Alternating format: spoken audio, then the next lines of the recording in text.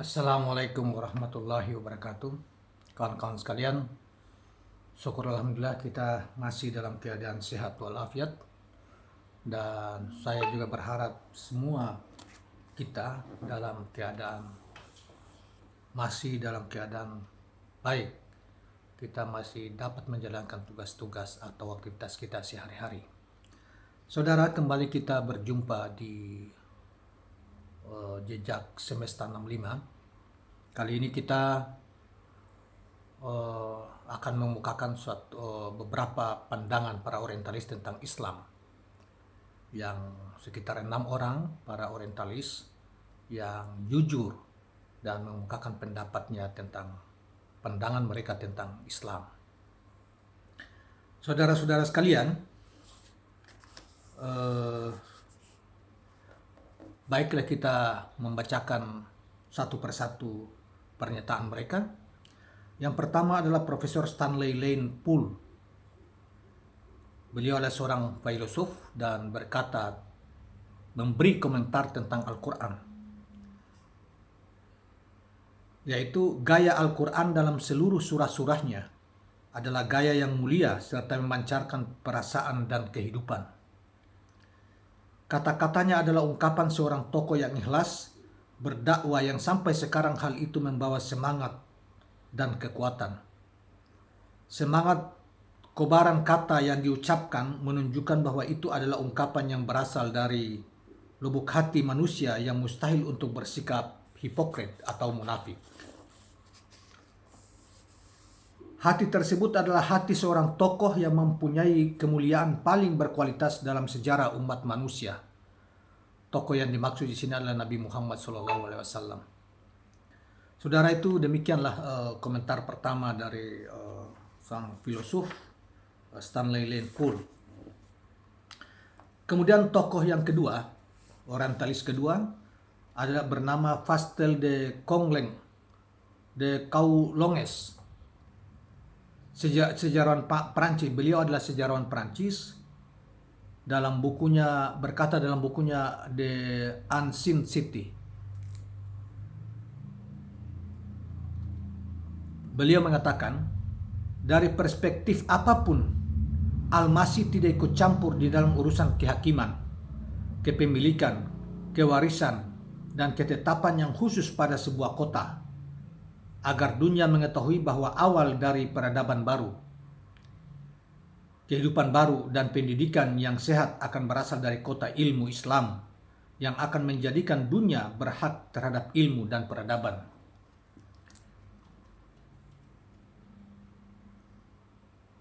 Kemudian ilmuwan berikutnya adalah bernama Barthélemy Saint-Hilaire. Dia berkata bahwa kerusakan pada penguasa dan elit kami telah diperbaiki pada abad pertengahan karena pertemuan langsung dengan orang-orang Muslim dan bertaklid kepada mereka.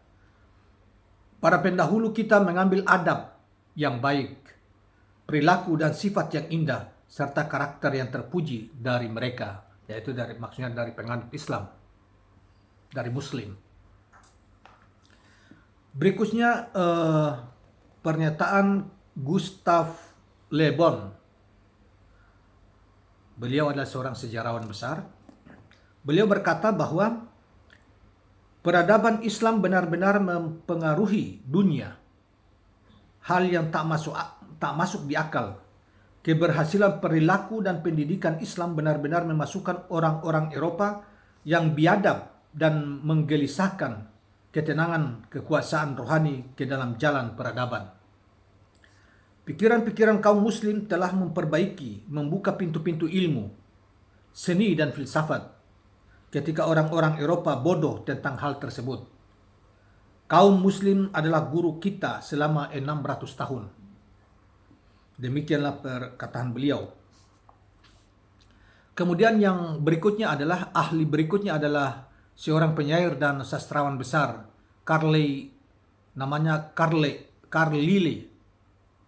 Berkata, Al-Quran adalah legalisasi dasar untuk setiap waktu dan tempat, sumber hukum, jalan hidup atau way of life, serta untuk memberi hidayah dan menerangi jalan para pengikutnya. Maka setiap orang yang berakal wajib memikirkan ayat-ayatnya yang bijaksana agar bisa melepaskan diri dari kegelapan melalui cahayanya. Kemudian ilmuwan berikutnya adalah bernama William Haude atau William Haude. Beliau seorang ilmuwan besar, berkata bahwa Al-Quran penuh dengan argumentasi nyata. Dalil yang berhubungan dengan keberadaan Allah sangat sebagai Tuhan yang maha raja dan maha kudus. Tuhan yang membalas seseorang sesuai amalnya. Jika amalnya baik, maka balasannya pun baik. Jika amalnya buruk, maka balasannya pun buruk. Mengikuti keutamaan dan menjauhi kehinaan adalah kewajiban bagi seluruh alam. Setiap mukallaf wajib menyembah Allah agar dapat hidup bahagia. Demikianlah pernyataan William Haude. Kemudian yang terakhir adalah seorang ilmuwan juga bernama Sport Smith. Dia berkata bahwa Muhammad atau Nabi Muhammad adalah pembangun umat, kerajaan dan hidayah. Ini adalah urusan yang tidak pernah ditemukan sebelum atau sesudahnya. Beliau adalah seorang ummi. Di video yang lain kita pernah bahas soal memprotes Syukur Yasin soal ummi ini. Beliau adalah seorang ummi, seorang yang tidak cakap dalam membaca atau menulis. Atau dalam bahasa yang kasar sebut beliau tidak tahu membaca dan menulis. Tidak tahu membaca dan menulis, kata beliau. Beliau membawa kitab yang mencakup peraturan syariat, ibadah dan informasi umat. Ucapan mereka bersih dari kata-kata hinaan. Sebaliknya ucapan mereka syarat dengan hikmah dan hakikat. Itulah mujizat. Saudara sekalian, demikianlah ketujuh orientalis atau ilmuwan. Ada ilmuwan dan sejarawan itu, para filosof juga telah mengungkapkan pandangannya tentang Islam, baik itu tentang konteks Al-Quran, baik itu tentang juga situasi atau sikap umat Islam, dan tentang sang Nabi Muhammad SAW yang tadi kita sudah nyampaikan pandangan-pandangan para ilmuwan, para ahli sejarah, ahli peradaban, para filosof dari Barat, dan mereka bukanlah Muslim. Nah, jadi saudara sekalian,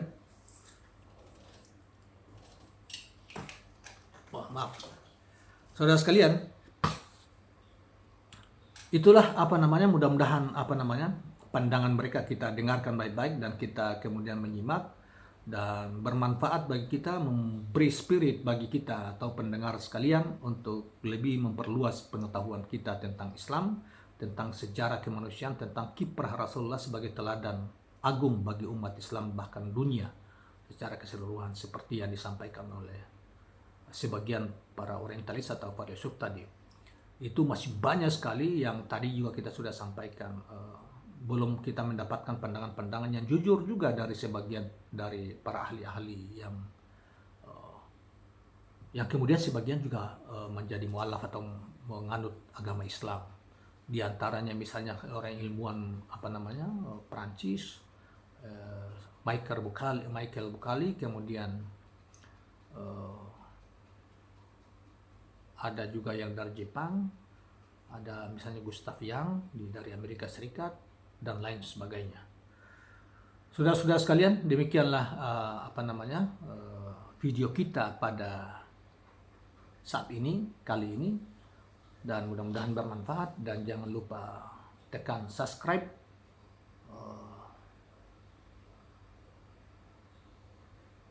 like dan komen channel ini. Terima kasih. Assalamualaikum warahmatullahi wabarakatuh.